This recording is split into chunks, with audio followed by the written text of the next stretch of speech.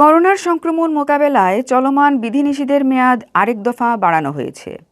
নতুন নির্দেশনা অনুযায়ী আগামী 10 আগস্ট পর্যন্ত বর্ধিত করা হয়েছে বিধিনিষেধ। মঙ্গলবার সচিবালয়ের সরকারের উচ্চ পর্যায়ের বৈঠকে এই সিদ্ধান্ত নেওয়া হয়।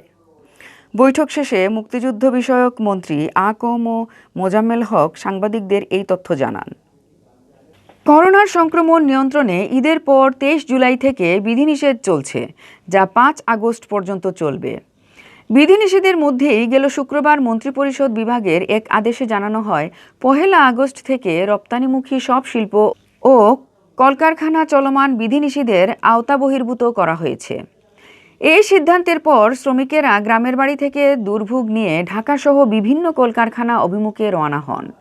এক পর্যায়ে গেল রোববার দুপুর পর্যন্ত গণপরিবহন চালুর অনুমোদন দেয় সরকার।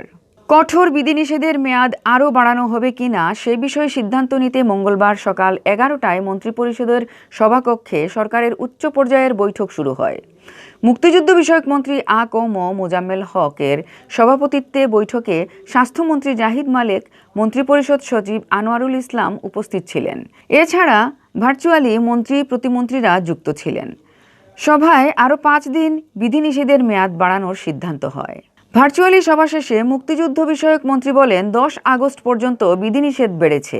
সবাইকে ভ্যাকসিনেটেড হতে হবে সেই শর্তারোপ করা হয়েছে।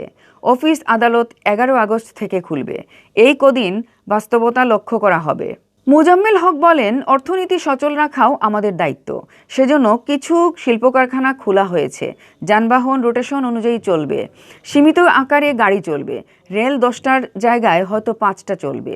মুক্তিযুদ্ধ বিষয়ক মন্ত্রী বলেন, 11 আগস্টের পর ভ্যাকসিন ছাড়া কেউ মুভমেন্ট করলে শাস্তির মুখোমুখি হতে হবে। অবশ্যই ভ্যাকসিন নিতে হবে। 14,000 কেন্দ্রে ভ্যাকসিন দেওয়া হবে। আইন না করলেও অধ্যাদেশ জারি করে হলেও শাস্তি দেওয়ার ক্ষমতা দেওয়া হবে।